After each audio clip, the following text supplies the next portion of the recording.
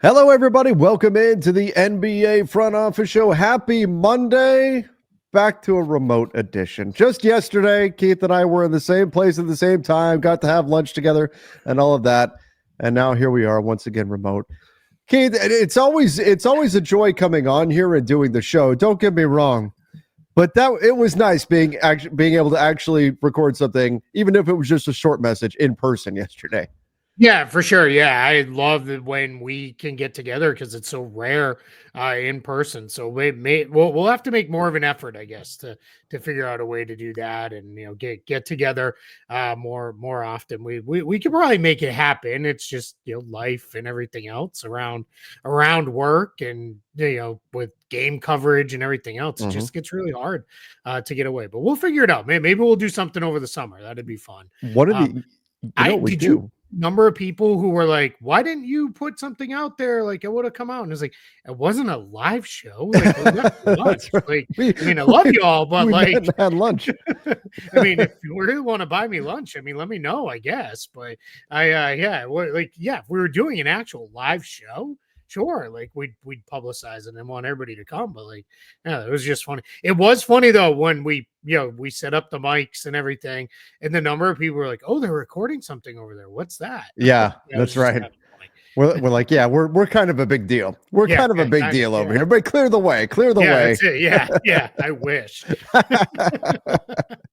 But no, that was great. It was so good to see you yesterday. We had a lot of fun. Everybody, if you haven't, go back, check out the video we posted yesterday. It's just it's us happy holidays. Thank you for everything. But yes, you are going to get us in our Christmas outfits. That's still coming. That's coming. That's coming later this week before I head out on my cruise. So you will get that towards the end of the week, and we're gonna have a lot of fun with that episode too, and a lot of stuff. But yeah, man, trade season is like off and rocking here.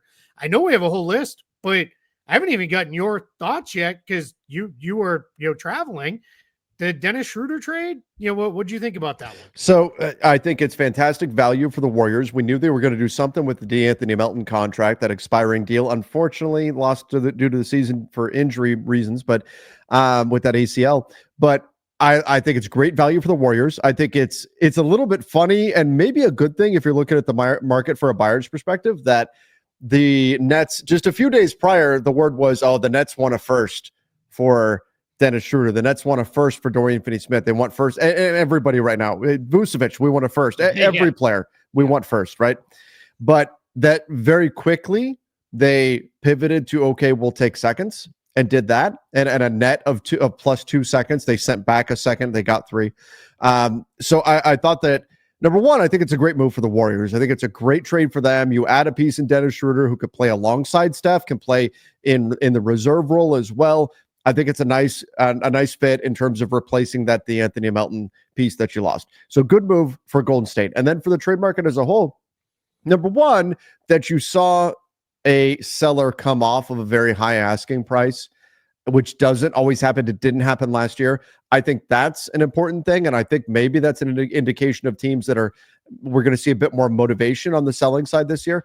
And that it got done now, that it got done here, and it's going to allow that reaggregation rule to maybe come into play here. That's part of it. But that we're seeing a move get done in mid-December, I think that's also a positive thing for the market, just because we don't always see that. It's more of a rarity that you see moves get done now. So all around, I thought it was great, and was happy to see that moves are getting made already from the net side. This is what they need to do in order to really bottom out, and hopefully they're going to capture the flag here. Yeah, and that's the point that I've been making when doing the rounds and getting asked, like, why didn't the Nets wait and see if more of a market for Schroder developed? And the real reason is they can't win any more games.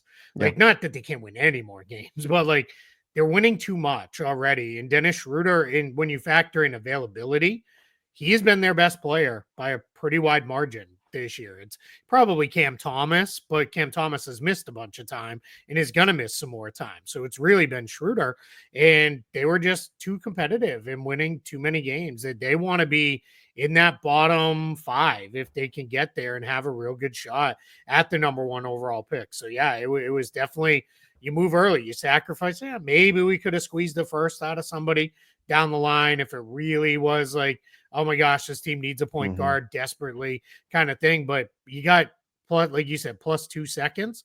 All right, great. So you move forward, and you're now going to bottom out, and you'll lose some games along the way. So I'm kind of encouraged by that. We'll see if that translates into what happens with Finney Smith and Cam Johnson and other guys.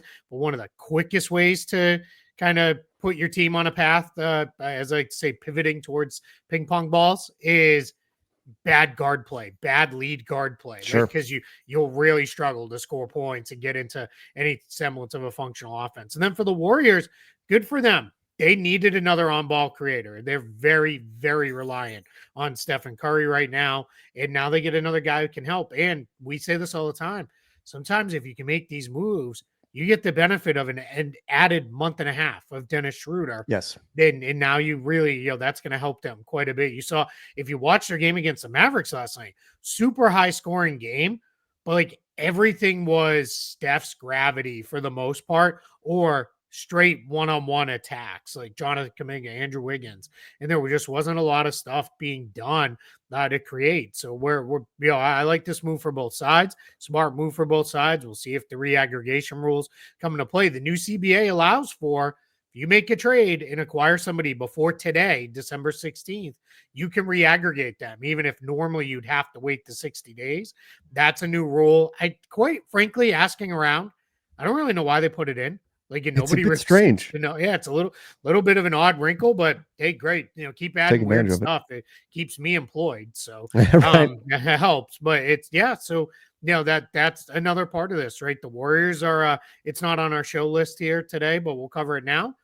Shams reported they're not done. They're still looking for a star. They're still trying to do stuff. And that tells me they're really doing everything they can to load up around Steph and Draymond for one more real run at this. And that's, if I'm a Warriors fan, I'm excited about that, because outside of, hey, we're going to trade everybody away and fully rebuild, I think that's great to load up and go for it. For sure. Yeah, 100%. And I think they are going to be, they could very well still be a strong buyer on this market as we get closer to the trade deadline, whether it's a Jimmy Butler, which they've been obviously been rumored to be interested there, but or anybody else. I think that they are a team that, especially when you look at the amount of expiring salaries they have on the books, they've got a lot of optionality to potentially, to do something, because I think that's good. That's what teams are going to value. It's finding expirings to get some of these guys in order to make these trades work. So I think the Warriors are in prime position still, even after making this move. They're not done. Yeah, absolutely. Yeah, I think they're going to keep working to try to make something happen. And they're also a team that could make some sense for Brandon Ingram potentially if we wanted to go that way. All of these would very, very likely have to involve Andrew Wiggins going out in a deal. So we'll see. Wiggins has actually played pretty well for the Warriors this year. So I don't know how much I'd be all about that unless I'm really feeling like, all right, the guy I'm getting is really good. And more importantly, I can get him signed to a contract, whether it's Butler or Ingram, that roughly matches up with the Curry Green contracts. Yeah.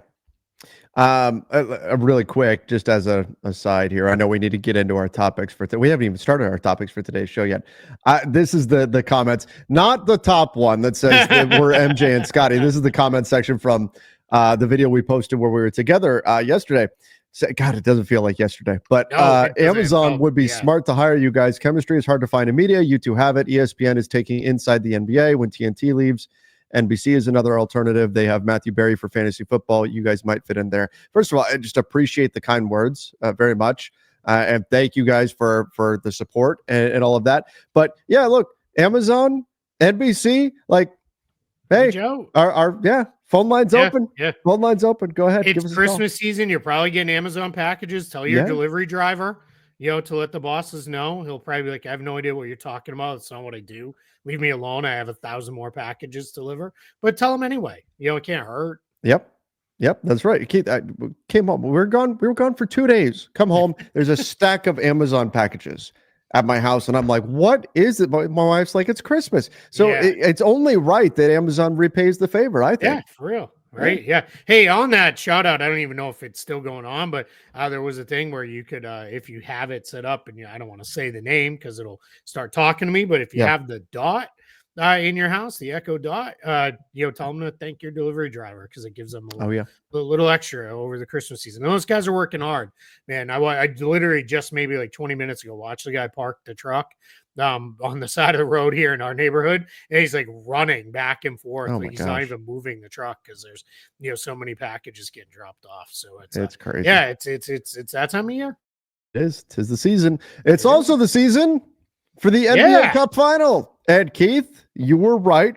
Your prediction was correct. Mine was not. I had the Houston Rockets finding a way. Instead, it was the Oklahoma City Thunder and the Milwaukee Bucks. Now, I believe you picked the Bucks to win it. Is that just the Darvin? Other way, Thunder. Oh, you picked the Thunder. Oh, that's right. You did pick the Thunder to win it. So Darvin Ham's streak is coming to an end then, is what you're saying. He's undefeated in Cup games. I'm honestly really excited for this one because it's the Thunder's like incredible team defense against Giannis. Like I want not that Giannis is the entirety of the Bucks, but I want to see how they defend him. Yeah. Because in theory, if you look at it, they don't have a great defender for Giannis, right? It's Lou Dort's a little too short.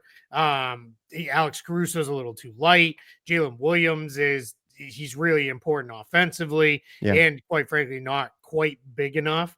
Isaiah Hartenstein doesn't really move that way, so they're going to have to probably throw a lot of different looks. And Mark Daigneault, him and the staff have been sitting there cooking up a game plan to really kind of attack Giannis as best they can. So I'm really excited for that. And there's a lot of star power in this one. I'm excited. The Thunder still feel like they're flying under the radar a little bit nationally, where I don't know how many people know just how good this team is. It's unfortunate. And it's, I got to believe that's partially market size, right? And these two teams, neither one of them is playing on Christmas Day in a little over crazy. a week. And they're two of the, the Bucks now, especially, I think they're 12-3 in their last 15 games. They're playing some pretty good basketball. So these are two of the better teams in the league, and they're going to get their shine at least in the NBA Cup final. So I'm excited for that. Yeah, I'm excited for this one. I'll tell you what, Keith. So I saw a lot of people that were complaining after the game or during the game that the crowd was not very engaged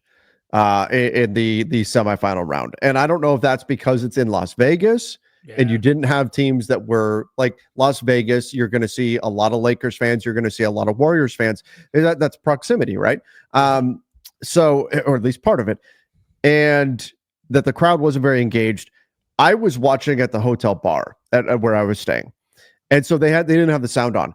And so I didn't get that experience while I was watching. I thought from a video production side of things, the way the NBA presented those semifinals was phenomenal. The arena looks beautiful. The floor. I'm like, why can't we use this floor for all the cup games? So much better. It was so nice. I thought it still conveyed. Right, yes. Like that it was the cup, like that part was still there. So yeah, maybe we can tone down the weirdo courts in the future. But yeah, I'm with you on that one. I like the two that I think pioneered it in the NBA were the Knicks and the Lakers with the theater lighting. Yes, right, where it is like we're gonna really light the court with that. Like that's pretty cool. That's always been a standout when you watch one of their games at home.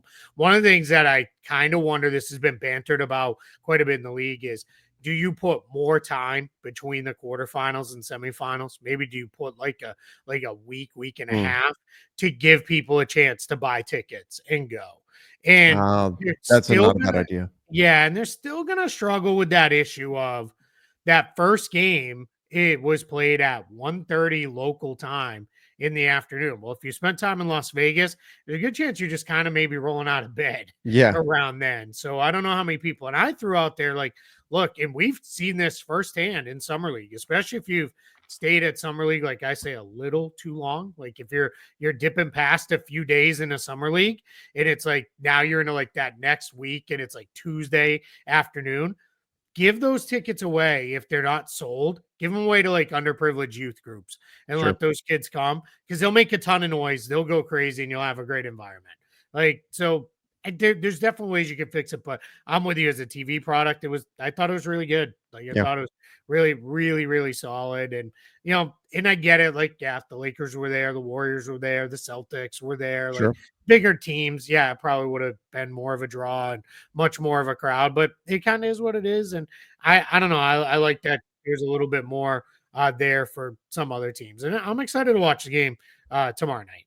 Yeah, absolutely. I think the unfortunate thing is that really these teams are good enough to be bigger teams, to be Sure. treated like bigger teams. But Yeah, and should be. Yeah. Yep. speaking of which, after making that comment, let's talk about LeBron James. So LeBron, his foot update, just he did return for the Lakers last night in a win. It was the Lakers' first win against what I would consider to be a playoff team since October. Sure. So maybe that's not ideal, but LeBron did come back, looked a bit more spry, but did say that his foot injury is one that will. It's not like it's just going away. He's going to be managing it all year. He didn't specify exactly what that injury is, but something that he's going to be dealing with. But it does seem like the rest did help him. And now, because of the NBA Cup schedule, the Lakers don't play again for another 3 days. So they'll rest him up even further. But it did appear that the rest did him some good. And this foot thing will be something to keep an eye on for the remainder of the season, which means I would imagine LeBron, every Lakers injury report has Anthony Davis listed as probable with his plantar fasciitis.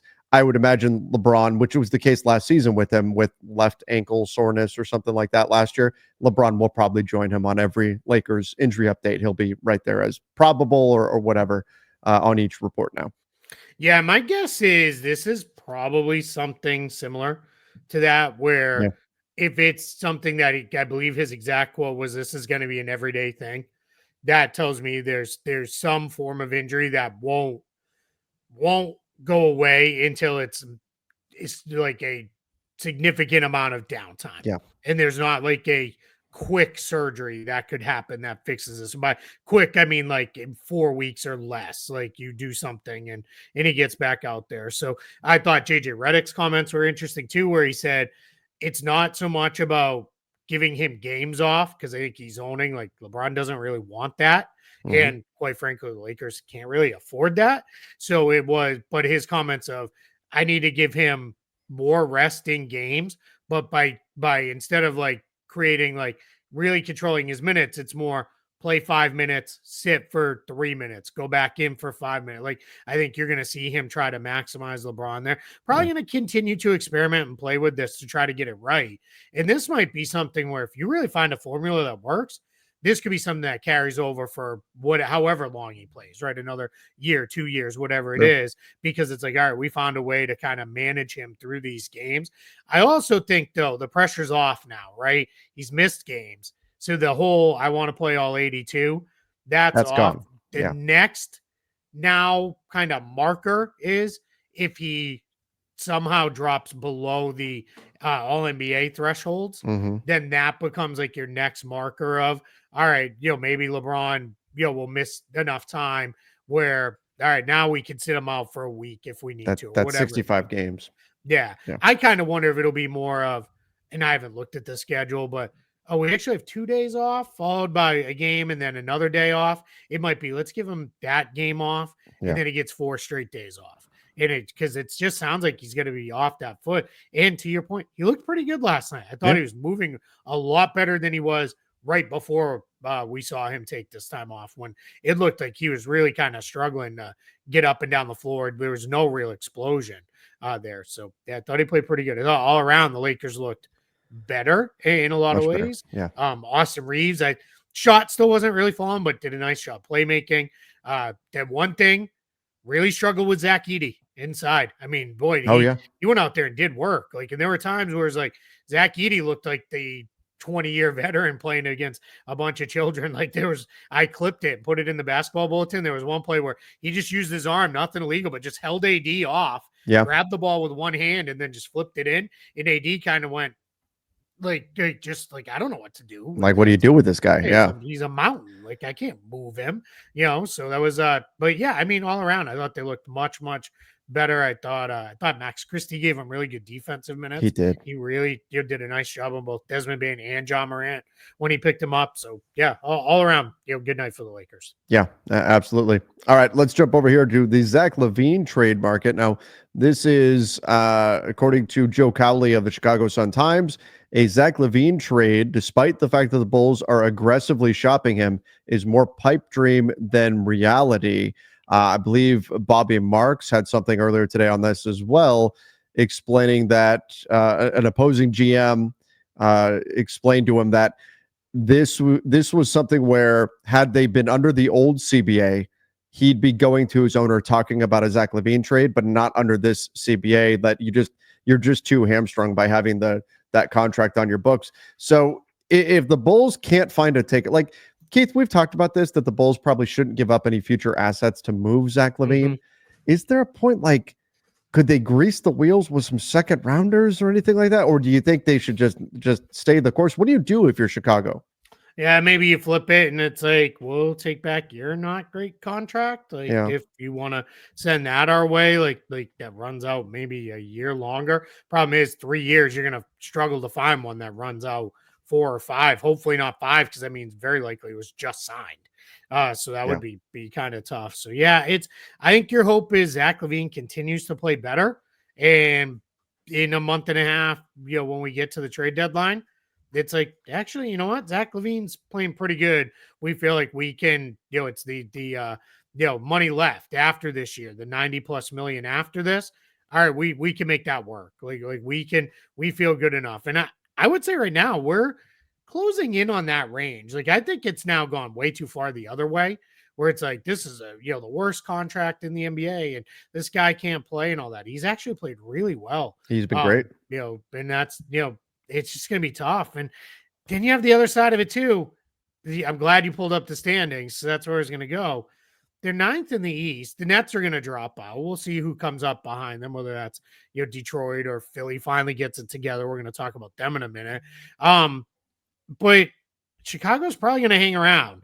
And if Jerry Reinsdorf, whose baseball team is basically like going to look like a bunch of kids that nobody recognizes next year, is like, I'm not going to have a horrible winter followed by a long spring and summer, and is like, nah, let's just kind of stay the course and go, then maybe LaVine just sticks and they just wait it out until next summer or something like that. We'll see. But I really don't know what to make of this one. But look, they're in the danger zone here, right? I mean, look at this. When we look at this, is the draft lottery right now. Their pick is top 10 protected. It takes, one move, they drop back one spot and they would no longer, if everything stayed chalk, they wouldn't get their pick. Or it takes one team jumping them and they lose their draft pick. And that's the challenge. That's where we were so excited for Chicago. Like, okay, they went and they got Josh Giddey. Okay, you could argue whether or not you like the value of that trade, but at least, all right, they're picking a direction. Right here they go. They're rumored to be trying to move off of Lonzo Ball and see what they can get for him. I don't know what that's going to look like. Maybe it's just an expiring contract. We'll see how he plays over the next month or so or whatever. But it felt like they were going to really push towards the future, and that was something that Bulls fans have been asking for. Keith, the nightmare scenario is they can't move LaVine. You don't wind up. I think there'll be a market for Vucevic, but if they don't move him, if they do what you're saying and they just stick it out, is they wind up with the 11th pick. And then what does that do for them for their future? It puts them, it just perpetuates this cycle that they've been in. Yeah, I completely agree. We are at a spot where it is they have to be super careful, because being 8, 9, 10, that's not where you want to be. That's too dangerous for all the reasons you laid out. You want to, if you're going to make those trades, you want to be 4 or 5. And all right, we know we got this pick coming, because let's say they do drop and it drops down to like 11, you're still going to get a really good player in this draft at 11. Yeah. And that's where it becomes a major challenge for the Bulls. Is now we just gave away a really good player because we were content to be this mediocre team. Yeah. And that's a huge problem. You just cannot be there. Absolutely. That's the challenge. All right. Speaking of problematic things, Joel Embiid, he's out about a week with his sinus fracture. Jared McCain, the meniscus, I believe, was the injury. Yep, torn meniscus. Yep. And I don't know, I haven't seen anything that says it's going to be season ending, but this is not like you're back in a week either. Like, if the Pelicans didn't exist, it would be oh my god, and it still is to a degree, but the 76ers have the worst luck. The Pelicans, I think, maybe are even worse in terms of luck wise. Dyson Daniels even said they're cursed. But the 76ers, my god, this was a team that we thought might contend for a title, and I don't like. At what point do they say this isn't our year and start to go the other direction? Pull up your Tankathon page again there, Yeah. because this is good and this is illustrative of what I want to talk about here. They are we're gonna be, if they go the other way and they're like, all right, hey, we're just gonna kind of let nature take its course here and we're gonna play it out and probably not be very good. I'm gonna be referring to them as the Philadelphia Top Sixers, because their pick is top six protected. And there again, like we just talked about with the Bulls, they're right on that borderline. And that's, that's even more worse. God, yeah, me a writer. That's impossible. Me fail English. It's like it's worse than the Bulls, because the Bulls, you're talking about one of the teams that's way down there making a jump. The Sixers, you're talking about a team with a 32% chance. I'm just picking Portland, because they're right behind them, jumping into the top four. And if that happens, now you've lost your pick. Your pick is off to, I think the Thunder would get it. It's the Thunder, which I mean, that's like the whole league should be concerned about that. The Thunder get a top 7 pick. Right. Oh my God. Yeah. So now like it's if they get 7. It's you're just kind of sitting here like, all right, well, again, if we're gonna do this thing, we're gonna really do it, right? It's gonna be, we're shutting down Embiid, we're gonna shut down Paul George and Tyrese Maxey. Oh, you know what? Remember that hamstring injury? It's still bothering him, and he can only play once every 4 games or whatever. Right. And because you got to really make sure you want to be nestled in like the top 3 or 4, at the least, to make sure you're not sliding back to give up that pick. And they can get there. They're right now in a 3-way tie for the 4th best. In terms of the win column, they're in a 3-way tie for the 4th best lottery seed or odds here. Yeah, without a doubt. Yeah, and that's where, as I kind of go with this, one of the things that I feel with the Sixers is, I just don't think they're gonna do it, because I think it's gonna continually be for them. Can you pull up the regular standings again? Yeah. I think you're gonna have them look at it and say, you know what though, we're 2 games out of the 10th spot. And if we get there, we can win our way through the play-in tournament, and now we're in. And whether or not they believe we could challenge Cleveland or Boston or any of those teams, I don't personally think they can. But I could see them saying, hey, you put us in a series, let's say it's the Cavs. You put us in a series with the Cavs, and at least game 1 of the playoff series, we have Embiid, George, and Maxey all healthy. We like our chances, right? Sure. We'll go head-to-head with them. And I think that's going to win out over this. But if we're still having this conversation a month from now, then my tune is going to have changed. I'm going to be like, no, let's really, trash what we've got left of this and figure it out. And because imagine coming back next year with Embiid, George, Maxey, and a healthy McCain and a top 5 pick. That's really good. Pretty good, right? Now, I feel pretty happy about that. But that's I think the key differentiator between the 76ers and the other teams that we've been talking about. When we talk about Brooklyn, we talk about Chicago, they've got pieces to actually jettison. I mean, you could make some margin trades or something for the Sixers. You're going to have to tell guys to sit out. Yeah. Because you're not trading Embiid. You're not trading Paul George. Follow the league.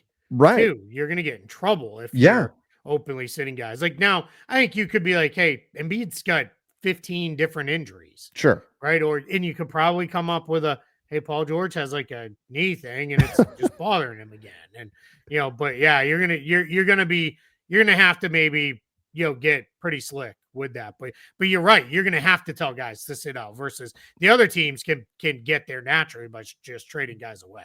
I mean, seriously, Daryl Morey's going to have to walk past Paul George and kick him in the shin or something like that, once a week, just so that he's got an injury that he can keep him out. Because that's going to be the challenge. Like the NBA is not going to be cool with them sitting those guys, but they've got to sit if otherwise they're going to, it's not like you can just offload talent and then sink. You can't trade these guys. So it's an interesting, I know the solution that Philly wants is to win and get your way out of it that way. But now the bright spot was McCain. Now he's gone. It's just, what a mess. Hey, if this turns into Tyrese Maxey in the tunnel screaming, why? Because someone clubbed him in the knee, that's going to be a problem, right? Again, let's be old. That's a Tanya Harding reference. Yeah, Nancy Kerrigan. Kerrigan. You know what? This is why, Keith, you and I do this show. We're on the same wavelength.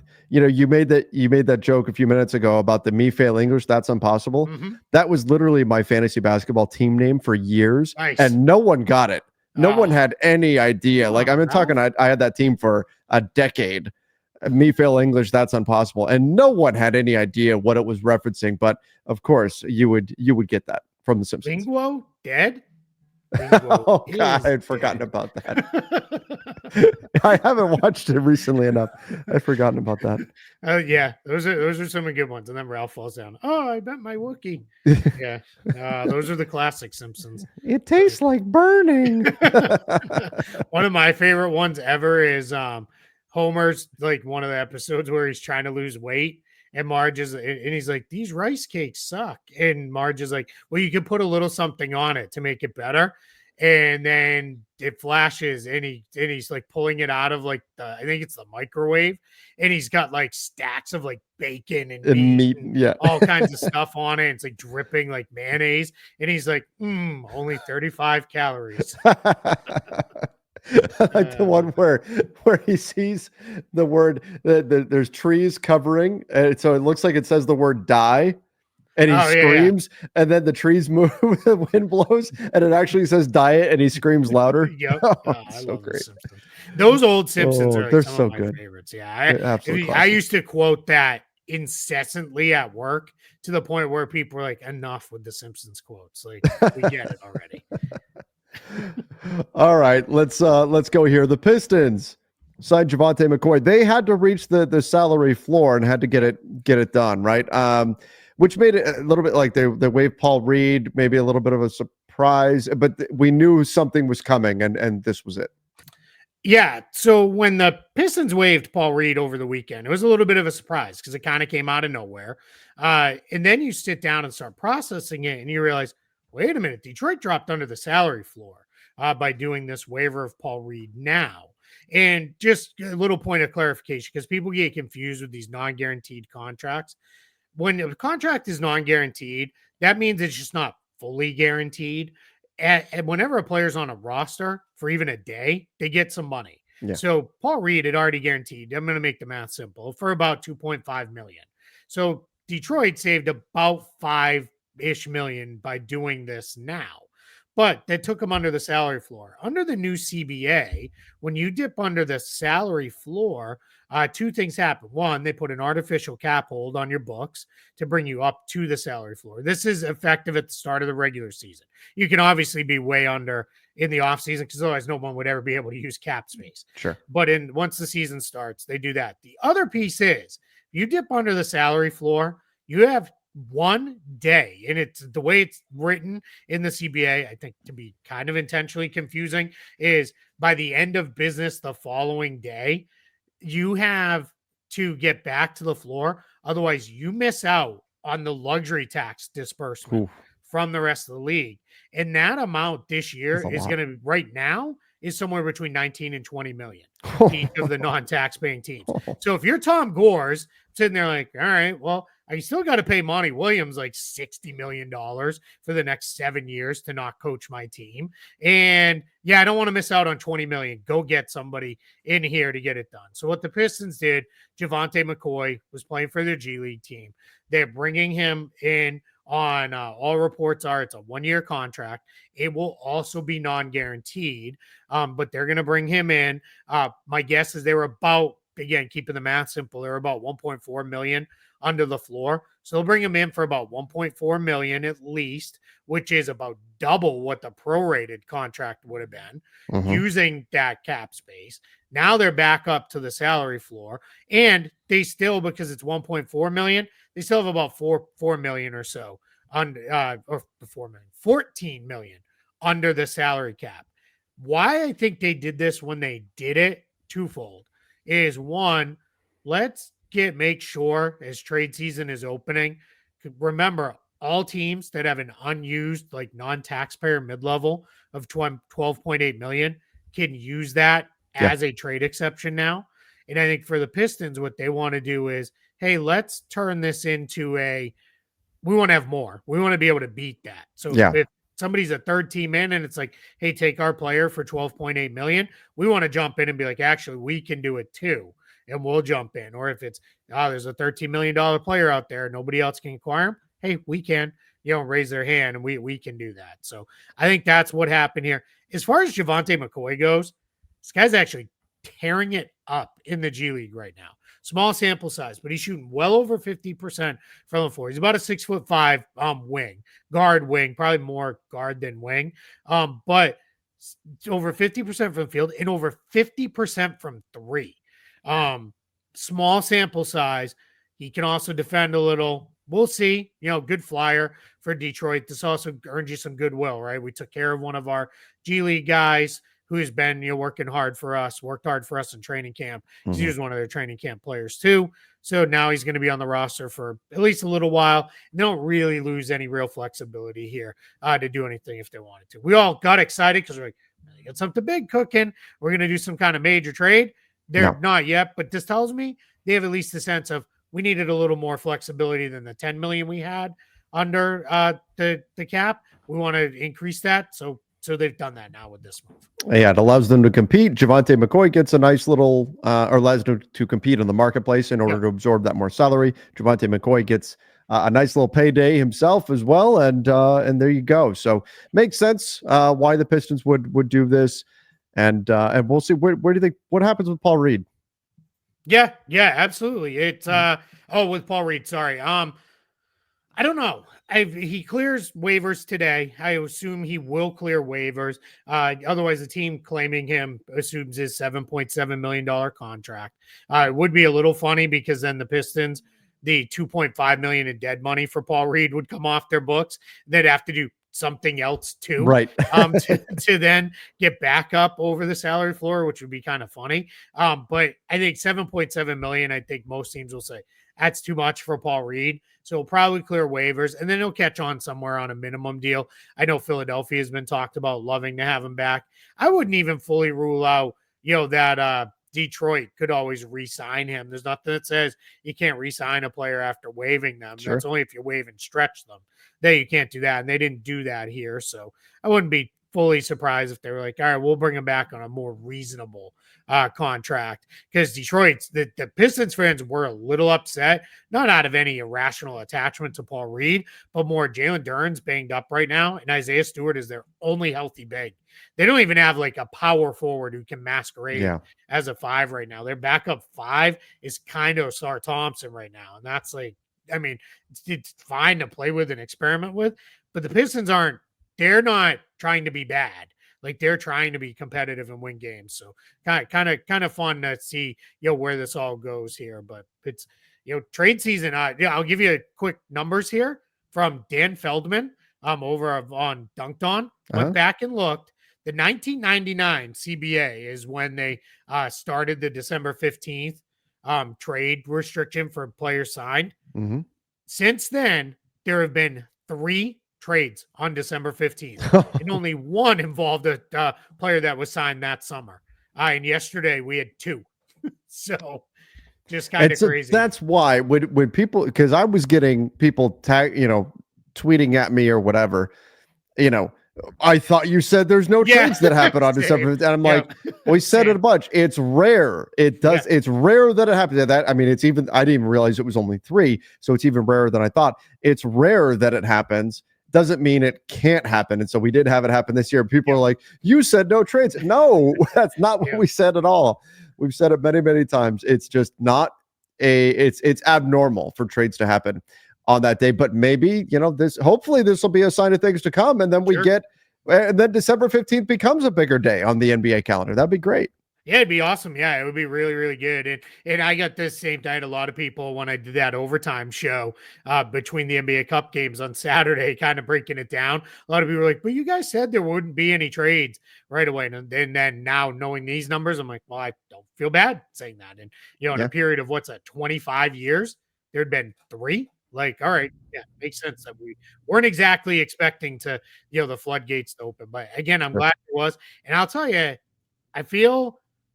I don't know that we're going to get super duper blockbuster trades that come out of nowhere. We're like, oh my God, we got to record at 2 a.m. But I think we're going to get some big names moving here. I think Brandon Ingram's going to get moved. And I do think there's a chance we see Jimmy Butler get moved before. Whereas I felt a little more lukewarm on that. I thought we might see more of the all right, nice role player for the bench type of moves that happened. We might see a handful more of the bigger trades, which would be a lot of fun. Yeah, it absolutely would. It absolutely would. It'd be a fun trade deadline for us. Hopefully, fingers crossed, we get it. But thank you, everybody, for joining. Make sure you do subscribe to the channel. We'll be back tomorrow with all the latest. Till then, everybody, see ya and stay safe.